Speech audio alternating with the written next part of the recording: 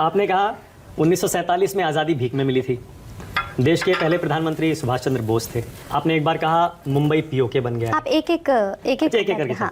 क्यों मुझे गाली गलौज किया जाता है? क्यों मुझे कहा जाता है कि मैं सैनिकों का सम्मान नहीं करती हूँ? मुझे इस देश से निकाल दिया गया था।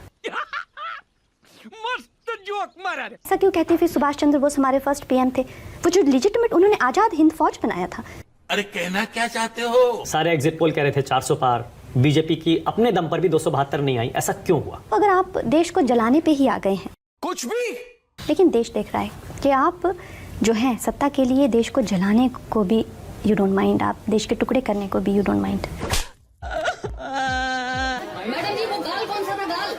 चलो भाई। दोस्तों, कंगना का इंटरव्यू में उल जुलूल बयान पर भाजपा ने फटकार लगाते हुए रोक लगा दिया, जिस पर पूरे देश में एक बार फिर से इसका मोह मोह हो गया। कैसे, ये पूरी वीडियो देखिए, समझ जाएंगे। आपके जो बयान है वो अक्सर वायरल होते हैं, उन पर खूब विवाद होते हैं। 2-3 बयान याद दिलाऊं?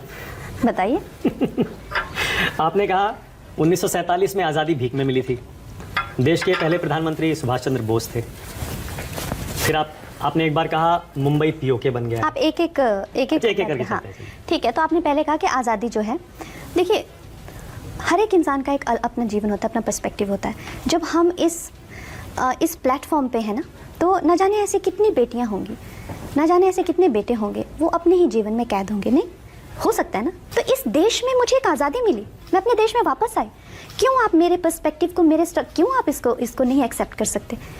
क्यों मुझे गाली गलौज किया जाता है? क्यों मुझे कहा जाता है कि मैं सैनिकों का सम्मान नहीं करती हूँ? मुझे इस देश से निकाल दिया गया था। हाँ जी, तो ये है कंगना रनावत, जिसका अद्भुत विचार है कि 1947 में आजादी भीख में मिली थी। देश के पहले प्रधानमंत्री बोस थे, मुंबई पीओके बन गया। दरअसल ज्ञान का अभाव है। तो इस पर यही कहा जा सकता है कि पढ़े लिखे होते तो ऐसे बार बार खुद की फजीहत नहीं करवानी पड़ती। वैसे इसके इस ज्ञान पर कोई अनपढ़ व्यक्ति या एक छोटा सा बच्चा भी इससे कहीं ज्यादा बेहतर जानकारी रखता है। खैर, इन सब सवालों पर जवाब देने के बजाय कंगना पता नहीं किसके बारे में, किस दुनिया की बात करने लगी। ये कंगना दुनिया का इकलौता नमूना है जिससे सवाल पूछो आम पर तो फायदा गिनवाएंगे सेब के। मतलब इसे खुद भी नहीं पता होता कि ये बोल क्या रही है, और जब इस पर लोग बोलते हैं तो कहती हैं कि लोग क्यों गाली देते हैं। ऐसा क्यों कहते हैं? फिर सुभाष चंद्र बोस हमारे फर्स्ट पीएम थे, वो जो लेजिटिमेट उन्होंने आजाद हिंद फौज बनाया था।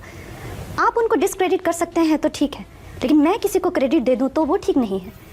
तो इस तरह के जो 2 ब्रेन सेल्स के साथ जो लोग पैदा हुए हैं ना, आप लोगों का कोई भविष्य नहीं है। अगर आप लोगों में दूसरे के संघर्ष को लेकर, दूसरे के पर्सपेक्टिव को लेकर, अगर आपको सिर्फ 2 ब्रेन सेल्स ऑपरेट करने हैं ना, यू हैव नो फ्यूचर। इस बार के लोकसभा चुनाव के मैंडेट को आप कैसे देखती हैं? सारे एग्जिट पोल कह रहे थे 400 पार, बीजेपी की अपने दम पर भी 272 नहीं आई। ऐसा क्यों हुआ? अगर आप देश को जलाने पे ही आ गए हैं, अगर आप देश को किसी भी तरीके से, किस तरह की अफवाहें फैलाई गई, तो जी बॉस ने आजाद हिंद फौज बनाया इसलिए वो फर्स्ट पीएम थे। तो गांधी जी ने भी बहुत कुछ बनाया था, पटेल जी ने भी बहुत कुछ किया था। तो इसके तर्क के मुताबिक वो भी फर्स्ट पीएम हुए ना, है कि नहीं? और 2 ब्रेन सेल्स का तो पता नहीं, लेकिन सिंगल ब्रेन सेल्स का नतीजा आज दिख रहा है, और हम चाहते हैं कि ऐसा नतीजा हमेशा आता रहे। और जब मानक ने 400 पार पर सवाल पूछा तो इसका मुंह देखने लायक था, जैसे मानो कि इसके मुंह पर 12 बज गए। और जवाब के नाम पर देश को जलाने को, देश को टुकड़े टुकड़े करने को,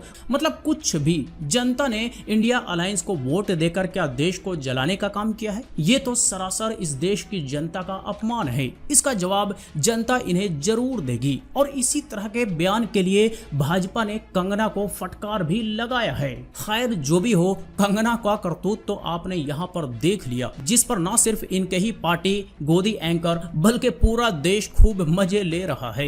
मेरे खुद के इलेक्शन में एक दिन पहले आके युवाओं को 1.5 लाख देंगे, हर महिला को 8,000 मिलेंगे, संविधान को खत्म कर दिया जाएगा, देश को ये कर।